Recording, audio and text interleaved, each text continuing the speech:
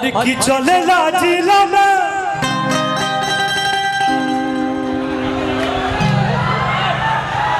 अरे वीडियो पर देखे फोटो बता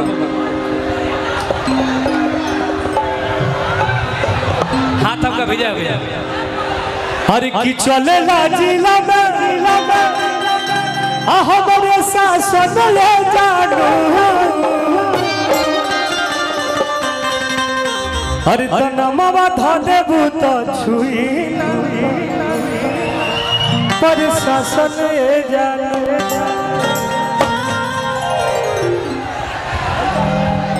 और हाँ ठीक है दीपू भैया के फरमाइश बा कि साहेब के ऊपर एगो गाना गावा।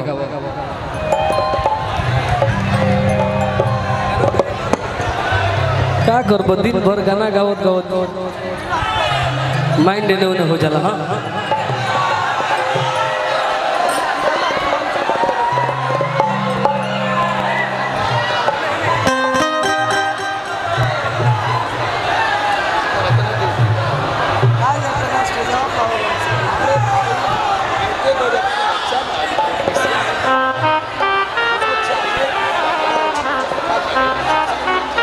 देखिए इनका फरमाइश है कि आप सैड सॉन्ग गाइए।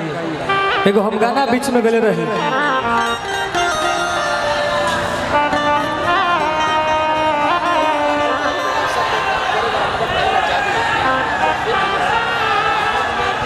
हरि की भूल जही बुझान हमके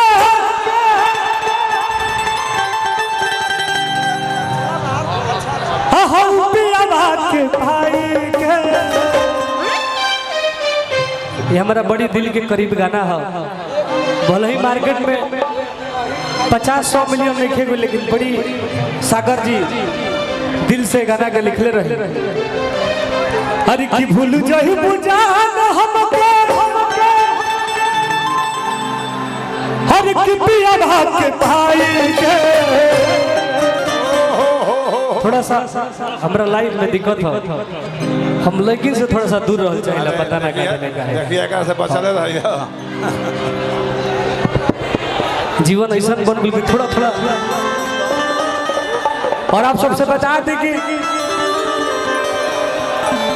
हमारे नाम से एक तरफा बजने वाला गाना हमारे कल एक चैनल से आने वाला है बाहुबली म्यूजिक चैनल से जिस गाना का नाम है हर किलू न दलू बात जान गई टोला हर की शराब से खराब नशा लड़की के होला हर की शराब से खराब नशा लड़की के होला। और ये गाना से हमरा बहुत ज्यादा उम्मीद बा। हालांकि 30 दिन हम गाना डाली ला लेकिन 30 गाना हमारा ना बाजी हमरा पता रहेला लेकिन इस गाना से मुझे उम्मीद है हर किलू न देलू बात जान गई टोला हर किलू न देबू बात जान जाई टोला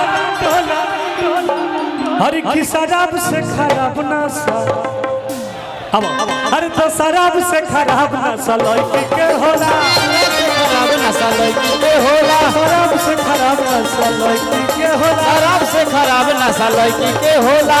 देलू न देलू बात जान गई टोला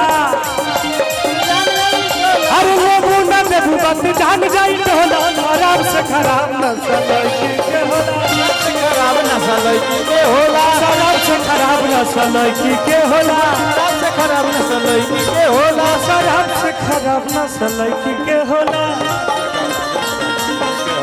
शराब से खराब नशा लड़की के होला शराब से खराब नशा लड़की के होला शराब से खराब नशा लड़की के होला।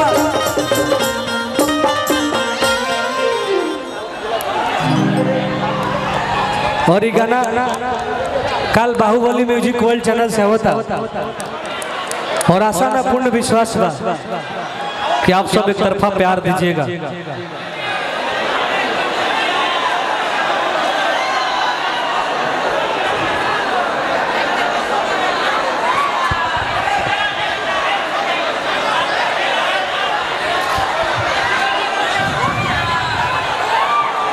लइकवा कहता शर्ट संग के भावा एगो बीच में हमारा और